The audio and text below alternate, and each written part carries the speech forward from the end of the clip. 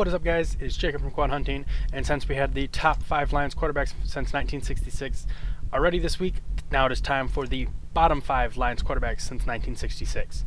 So, I'm going to start off by saying when I say the worst 5, I'm going by players who had longevity with the team, that the team refused to part with and kept, even though they had clearly been a failure and there were other options to go with. So that's one person is against that, but that was because he had a lot of hype in this list anyways. So without further ado, here are the worst 5 Lions quarterbacks since 1966. Number 5, Andre Ware. So I went with Andre Ware at number 5, mainly because, yes, he only had a couple seasons with the Lions. He only ended up playing 4 years with the team. He drafted in 1990 and then was with the Lions until 93 and then ended up getting cut and then, or not re-signed. I'm not sure exactly what happened, but he never played on another NFL team after that. He made a couple off-season rosters, but ended up getting cut before the season, and then he ended up playing up in Canada in the Canadian Football League and didn't really do anything of note there either. So he was drafted in the first round, 7th overall pick. This is why I have him at number 5.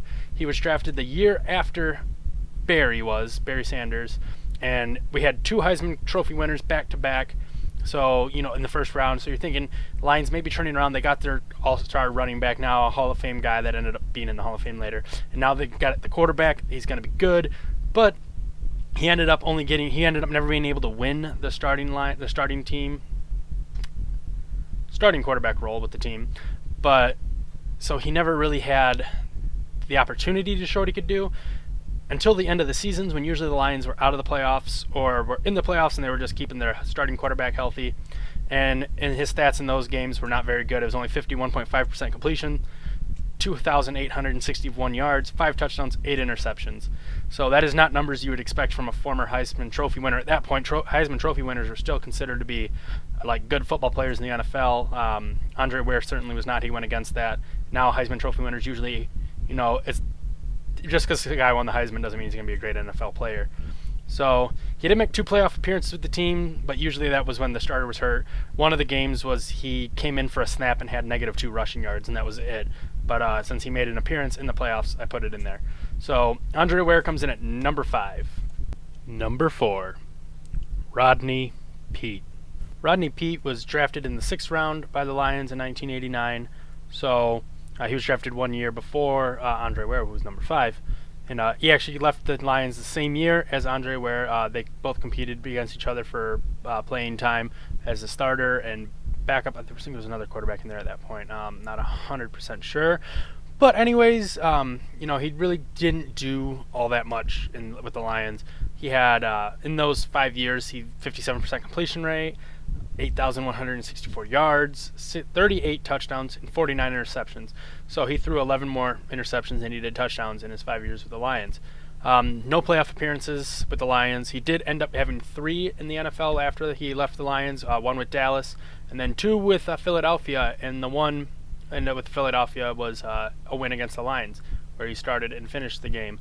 Otherwise, he did not do much throughout his NFL career. He was pretty much a career backup after leaving the Lions, and the whole time he was with the Lions, he had to fight for his starting job. So, those 5 years, they could have gotten another quarterback. They could have tried to progress Andre Ware more. Instead, they stuck with Rodney Peete and his 38 touchdowns and 49 interceptions. So Rodney Peete, the 4th worst quarterback in Detroit Lions history since 1966. Number 3, Chuck Long.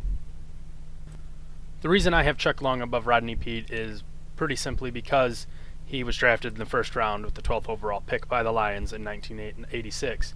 Throughout the 80s, the Lions just had really bad quarterbacks. They really couldn't get anything going. Late 80s, early 90s especially was bad. You go from Chuck Long to Rodney Peete, Andre Ware, and then they finally got Scott Mitchell, who was a kind of a breath of fresh air, even though a lot of fans rag on him now. But he actually was kind of at least consistent enough to get the Lions in the playoffs enough. Chuck Long, his career really wasn't anything special. Through 54.8% completion, 3,743 yards. This is with the Lions in the 4 years he was with the Lions, from 1986 to 1989. 19 touchdowns, 28 interceptions. The reason I have him above Rodney Peete is just because he was drafted in the 1st round. He you're drafted in the first round, you're expected to be, like, especially within the top half of the draft, you're expected to be a producer, a guy who can produce for the team. He was not. He ended up only making it with the team for 4 years, and then they drafted Andre Ware, and that was in '90, 1 year after they got rid of Chuck Long. They spent another high draft pick, so within 5 years they drafted 2 quarterbacks in the first round, and that's usually never anything good. And that's not what you want, but that's what happened. Chuck Long, like I said, he had one playoff appearance, and it wasn't anything to write about. That team wasn't very good. They kind of slid in the playoffs.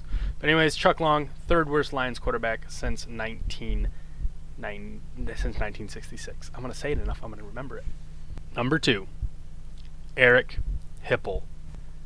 So, okay, the whole reason Hipple made number 2 was his stats. They're not terrible. The stats, for the most part, aren't terribly bad. But I have him up here just because he was with the team for so long. He spent 9 years with the team. It prevented them from really moving on and trying to, they kept Eric Hipple instead of going and drafting like a Dan Marino. And so when you do that, you're going to be put on the list. He threw 53.6% completion, 10,711 yards, 55 touchdowns, and this is where the bad part of his stats come in, is 70 interceptions. It's 15 more interceptions than touchdowns. He had one playoff appearance, but for the most part, it was pretty much with him. He had 9 years with the team, like I said, from 1980 to 1966. Then he came back for the 89 season. So, it was very underwhelmingly average play from him. And when you're with the team for almost 10 years, you hope to see a little bit more. The reason he's not number 1 is because he was drafted in the 4th round. For a 4th round quarterback, he didn't produce terribly, but I have him at number 2 on the worst Lions quarterback since 1966. And before we move to number 1, here are some dishonorable mentions.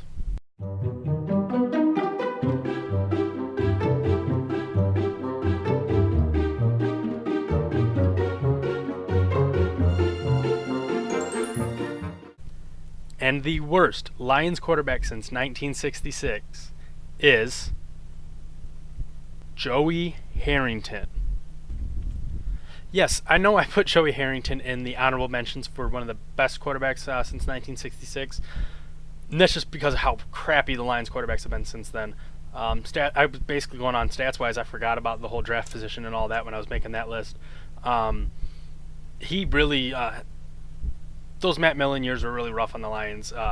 Harrington, Williams, Charles Rogers, those really kind of screwed the Lions. When you're blowing high-round draft picks like that, on the first-round draft picks, high first-round draft picks, on guys who just don't produce, and in Joey Harrington's case, way underperform, that sets the team back. And because that's mainly why I'm putting him in number 1 here. I rethought where I wouldn't have him in the honorable mention list anymore after that. But after rethinking it, I have to have him as the worst Lions quarterback since 1966. That's been longevity anyways. There's been a lot of bad quarterbacks to play for the Lions, but usually those are guys who are like third string, second string guys who come in for spot play, and then I wanted to go with mainly starters, guys who are starters, and then I deemed them to be bad starters. Especially with Harrington, spent 4 years with the team. He had one season where it was almost like he had good numbers, but then after that it just kind of tanked again. 54.7% completion, 10,242 yards, 60 touchdowns, and 62 interceptions. That doesn't scream terrible, but when you're drafted the 3rd pick in the first round, you're expecting a little bit more out of him. Just never seemed to get it going, and this is what really kind of set the Lions back for so many years. Bad quarterback play, blowing draft picks. There will be a top 5 and bottom 5 draft pick video too. Maybe 10. I might go to 10 on those ones because there's a lot of draft picks. But yeah, I have Joey Harrington at number 1 just because of all this crap. So all the holding the Lions back, not just with his bad play, but because it was a bad selection, and they still, when you make a bad selection in the first round, it's going to usually set your team back, especially back then when these salaries were so high and they didn't have a rookie salary cap wage. So I have Joey Harrington, worst Lions quarterback since 1966. And if you liked the video, leave a like, subscribe to the channel, leave some comments, tell me some other Lions quarterbacks that you really did not like watching, all that fun stuff. Next up, we will have the top 5 running backs since 1966. And number 1 is going to be really easy. So until then, I will see you guys all next time.